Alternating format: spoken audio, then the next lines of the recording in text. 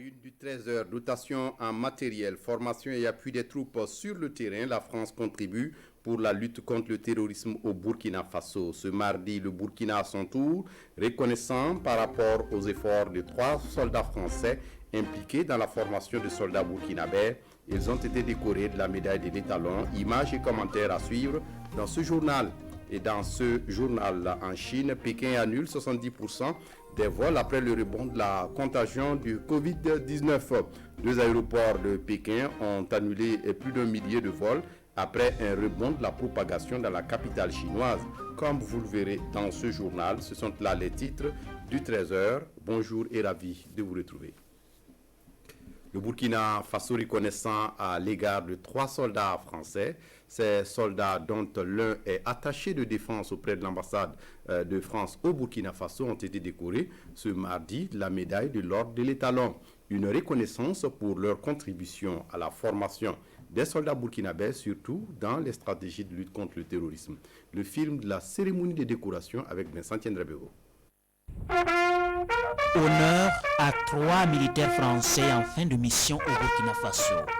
Pour service rendu à la coopération militaire entre la France et le Burkina Faso, le lieutenant-colonel Dominique Chanson est élevé au rang d'officier de l'ordre de l'étalon. Le lieutenant-colonel Bipo, chevalier de l'ordre de l'étalon, et même distinction pour son compatriote dont on préfère garder l'anonymat. Le chef d'état-major général des armées, Moïse Minungu, salue le mérite des 3 coopérants militaires en présence de leur famille. Ils nous ont assistés durant 3 ans. Et vous savez que ces 3 dernières années, ça a été dur pour l'armée du Burkina Faso. Et ils ont été là, ils ont été le maillon avec l'armée française. Et vous savez qu'il y a des situations où on a eu sincèrement des difficultés. Je pense qu'ils ont beaucoup fait. Même à minuit, 1h du matin, vous les appelez, ils sont disponibles. C'est un signal fort pour nous militaires français aujourd'hui d'être honorés ensemble, car la coopération française ne se limite plus à la seule mission de défense de l'ambassade de France, mais bien à l'ensemble des actions opérées à vos côtés par la France et regroupées au sein d'un partenariat militaire opérationnel élargi dans lequel nos coopérants insérés dans vos rangs s'inscrivent totalement. En mission au Burkina Faso depuis 3 ans, les 3 militaires français ont vécu certaines manœuvres de riposte contre des attentats à Ouagadougou ou ont participé à certaines opérations antiterroristes comme l'opération Sabre. Une contribution fort appréciée par leurs frères d'armes qui se vouent chaque jour au sacrifice pour sauver la patrie. Et face à la radicalisation, on évoque cette mobilisation des leaders religieux, coutumiers et des forces de défense et de sécurité du Nord. À Waiguya, ils réfléchissent sur la problématique de la radicalisation. Leur objectif, aider à sortir la jeunesse de la radicalisation. L'initiative est de l'association Monde Rural. Des détails de la formation avec Abdourahmane Zango. Comment extirper la jeunesse de la radicalisation? Telle est la redoutable équation à résoudre par ses participants venus de 13 communes de la région du Nord et sur initiative de l'association Monde Rural AMR. AMR a initié ce projet, sensibiliser la jeunesse pour qu'ils aient de bons comportements, pour éviter que les jeunes ne se laissent enrôler dans les groupes terroristes. Vraiment, ça va permettre d'asseoir les jeunes avec leur père, leur grand-père, un peu plus longtemps que d'habitude. Une chose qui peut vraiment leur être favorable dans l'appui de certaines décisions. Responsabilisation des jeunes, des leaders et situation sécuritaire sont les modules à décortiquer de la thématique centrale qui reste la lutte contre la montée de la radicalisation. Une démarche salutaire. Croyons en tout cas que l'ensemble de ces personnes ici réunies pourront, main dans la main en tout cas, trouver des solutions pour que notre province particulièrement et le Burkina Faso en général puisse quand même se défaire de ces actes terroristes et cette radicalisation et même l'extrémisme violent. Créée officiellement en 1996, l'association Monde Rural AMR bénéficie de l'accompagnement partenarial de l'ONG Oxfam dans son projet de lutte contre la montée de la radicalisation. Le PNUD envisage la formation d'expertise nationale au Burkina Faso en matière de gestion des besoins post-catastrophe. Il a initié à Bobo-Dioulasso une formation de 3 jours sur la question, une formation qui doit donc aider au renforcement des capacités nationales pour un relèvement résilient. On essaie de comprendre davantage avec Kadouro Menki sur place à Bobo-Dioulasso. La gestion des besoins post-catastrophe au cœur des échanges entre spécialistes du domaine et participants venus de 4 régions du Burkina, à savoir les Cascades, le centre, les Hauts-Bassins et le sud-ouest. Entre autres modules développés, le contexte pré-catastrophe, la différence entre dommages et pertes en situation de catastrophe et les liens intersectoriels. Comment évaluer l'impact macroéconomique et humain? Quelle stratégie développer pour un relèvement et quels sont les besoins de relèvement? Autant de questions à élucider à travers des études de cas, l'objectif étant de former une expertise nationale en matière de gestion des besoins post-catastrophe. On a vécu des catastrophes et après justement ces catastrophes, pour gérer un peu les difficultés qui se présentent, vraiment on avait du fil à retordre, comme on peut le dire. Donc je pense que c'est dans ce sens-là que la Banque mondiale, l'Union européenne, à travers le PNUD en tout cas, a trouvé qu'il était nécessaire d'outiller les acteurs terrain, de sorte à ce que quand il y a des catastrophes, qu'ils puissent quand même répondre efficacement pour qu'on puisse résoudre ces questions-là. Cette session de formation en évaluation des besoins post-catastrophe va durer 3 jours. Elle marque le début d'une série de formations du même genre, initiée par le PNUD à travers différentes régions du Burkina. On reste à Bobo-Dioulasso pour évoquer cette formation des contrôleurs d'État de la SELCE sur la méthode PFA et l'audit des finances publiques. Une formation de 5 jours qui leur a permis de renforcer leur capacité d'intervention, de contrôle et d'investigation pour une gestion transparente des deniers publics au Burkina Faso. Karim Sissé. Cette remise d'attestation marque la fin de la formation de 10 contrôleurs d'État de l'Autorité supérieure de contrôle d'État et de lutte contre la corruption ASELC sur la méthode PFA et l'audit des finances publiques.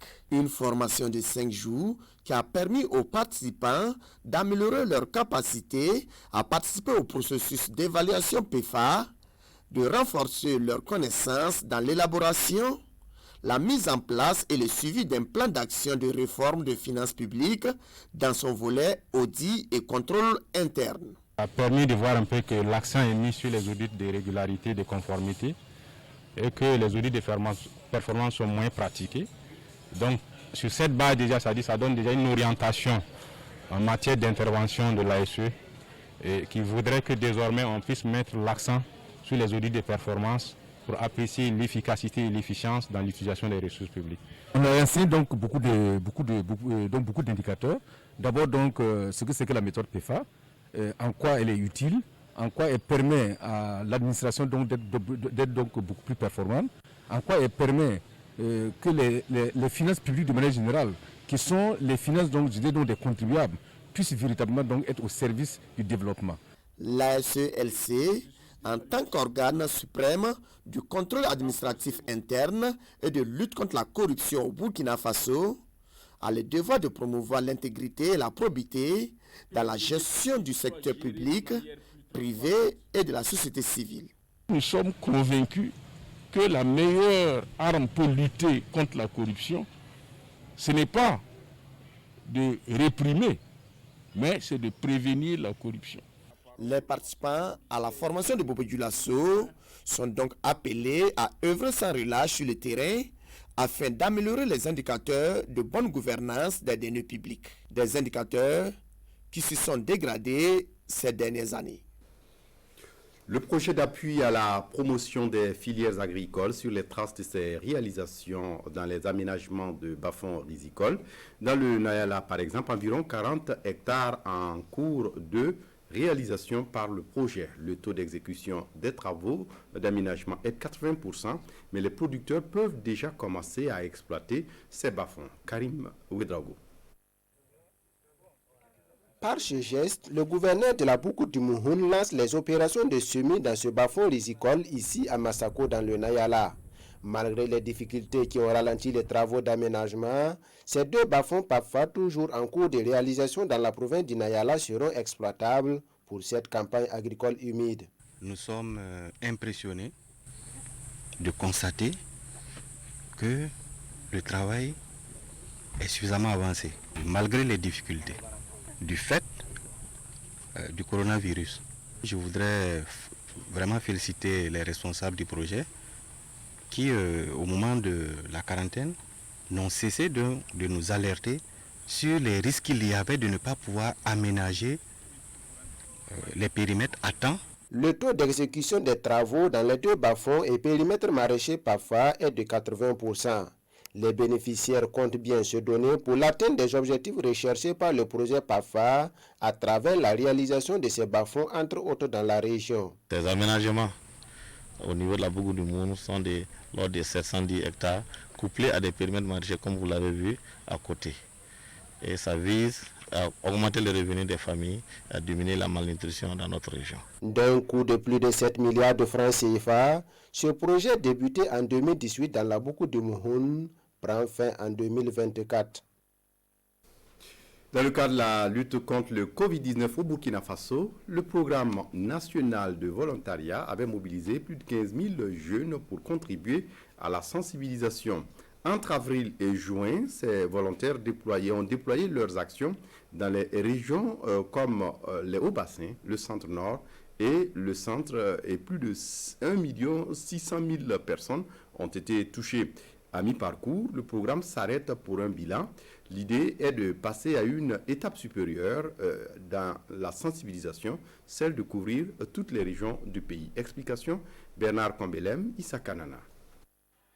Il constitue un maillon essentiel dans la sensibilisation contre le Covid-19 dans les marchés et autres lieux publics des régions du centre-nord et des hauts-bassins.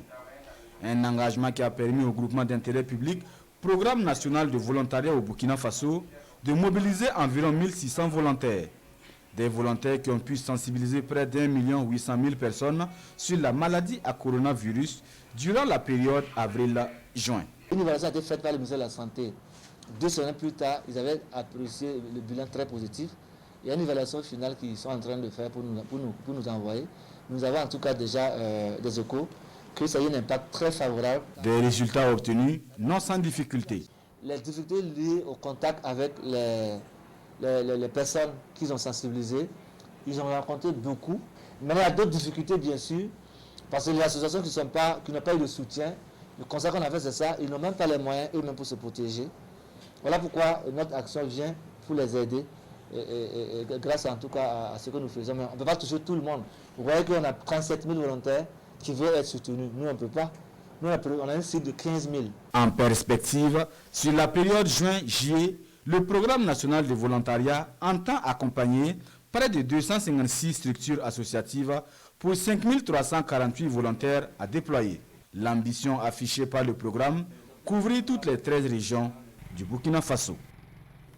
De son côté, le PNUD offre du matériel de protection contre le Covid-19. Le don est adressé à des structures comme la Commission nationale des droits humains et l'Observatoire national de prévention et de gestion des conflits. Le film de la remise de dons est signé Maxime Zongo. Dans le cadre du plan national de prévention et de lutte contre le Covid-19, le programme des Nations Unies pour le développement PNUD est un des partenaires de premier choix. De nombreux secteurs sensibles sont ainsi ciblés pour bénéficier de leur accompagnement. Il y a plusieurs domaines de soutien. Bien sûr, une chose c'est la coordination nationale, l'accès au marché par exemple, l'analyse socio-économique de l'impact du Covid-19. Mais aussi une composante très très importante, c'est justement dans toute la réponse, le respect des droits humains et la prévention des conflits de manière générale, mais surtout aussi au niveau communautaire. Ce matériel et produits utilitaires remis à la Commission nationale des droits humains et à l'Observatoire national de prévention et de gestion des conflits communautaires vient ici en appui aux actions multiformes déjà menées sur le terrain. Ça répond à nos besoins, à nos attentes, car ce matériel va nous permettre de renforcer donc, la prévention de cette pandémie et aussi donc, d'apporter un appui à un certain nombre de partenaires avec lesquels nous travaillons sur le terrain. Avec cette pandémie, il faudrait justement que les mesures qui sont retenues par l'État soient respectées à tous les niveaux. En chiffres, ce sont donc plus de 300 cartons de savon liquide et solide qui ont été remis à ces deux structures. À cela, il faut ajouter du gel hydroalcoolisé, des thermoflash et de bien d'autres. Les 6e journées de valorisation des produits locaux se tiennent du 23 au 29 juin prochain à Banfoura dans les Cascades. Cette année, l'accent est mis sur la stratégie marketing pour l'écoulement des produits. Face à la presse ce mardi, les organisateurs de ces journées se sont longuement expliqués. C'était en présence de Vincent Tiendrebeo. Quelle stratégie de marketing pour l'écoulement des produits locaux? C'est le thème abordé par la Fédération Femmes et Développement du Burkina Faso face à la presse. Cette activité vient en amont de l'organisation des 6e journées de valorisation des produits locaux. L'objectif général de ces journées est de contribuer à l'autonomisation économique des femmes et à la réaffirmation de leur identité culturelle à travers l'art vestimentaire traditionnel, l'art culinaire, les produits forestiers non liés. Favoriser les échanges interrégions de leur production et encourager les femmes dans la vente de leurs produits sont entre autres les défis que ces femmes veulent relever. Actuellement, il faut que nous puissions changer nos façons de faire. Parce qu'avec, par exemple, les nouvelles technologies, on n'est pas obligé d'aller loin pour pouvoir vendre ces produits. Les leaders de la Fédération Femmes et Développement du Burkina Faso invitent donc la population à participer massivement à cette foire qui se tiendra du 23 au 29 juin 2020 à Banfoura, ce qui leur permettra de relancer leurs activités car selon Fatimata Legman, la fédération fait face à des difficultés économiques liées à la pandémie du Covid-19. Je le disais en titre, rebond du coronavirus en Chine, plus d'1 millier de vols annulés aux aéroports de Pékin. Pour tenter d'endiguer la hausse du nombre de cas de Covid-19 apparus à Pékin, la Chine a annulé ce mercredi plus d'1 millier de vols au départ et à l'arrivée de Pékin, alors que la capitale est en partie confinée. La réapparition des cas de Covid-19 en Chine, prise très au sérieux. 2 aéroports de Pékin ont annulé plus d'1 millier de vols après un rebond de la propagation dans la capitale. Ce sont 70% des vols prévus qui sont supprimés. Suite à la découverte d'un regain de contagion à la fin de la semaine dernière dans un marché de gros du sud de la métropole, les autorités ont fermé à nouveau les écoles et les collèges. Et organisé une campagne géante de dépistage. 90 000 personnes par jour peuvent être testées. Une trentaine de zones résidentielles sur les milliers que compte la capitale ont été placées en quarantaine. 137 personnes sont contaminées, dont 31 dans les dernières 24 heures. Une mauvaise nouvelle pour Pékin, où depuis 2 mois, la vie avait repris un cours quasi normal. Au plan national, la Chine n'a plus fait état de mort du Covid-19 depuis mi-mai.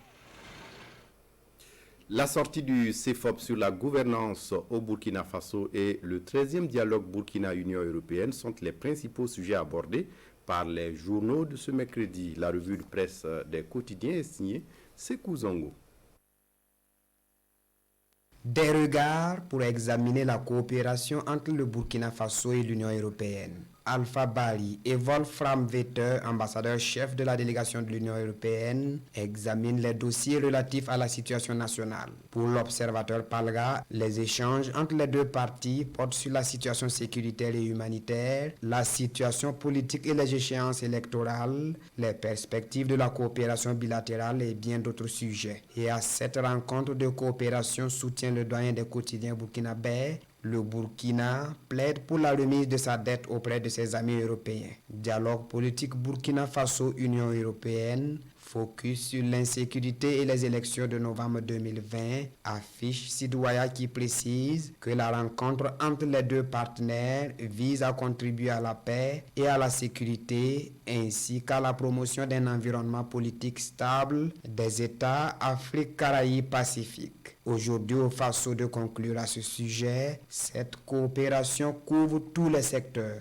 Autre sujet, la gouvernance au Burkina. Une gouvernance passée en revue par le CEFOP lors de son hebdomadaire conférence de presse. Pour l'opposition politique dans le journal Le Pays, le président du Faso n'a fait que chuter dans les sondages. Elle estime d'ailleurs que Roch-Marc Christian Kaboré mérite la note de 2 sur 10, ce qui amène l'Express du Faso à titrer « Chef de file de l'opposition politique ». Roch-Marc Christian Kaboré devrait demander pardon au peuple et aux ancêtres. Faux, rétorque Adama Kanazoué dans une interview qu'il a accordée à l'Observateur Palga. Pour le président de l'AGIR, Roch-Marc Christian Kaboré, qui l'appelle affectueusement le capitaine, est effectivement bon. Avant de souligner dans les colonnes de l'Obs, des individus qui n'ont pas laissé les mauvaises habitudes qu'ils avaient au CDP freinent l'action de la majorité et du président du Faso.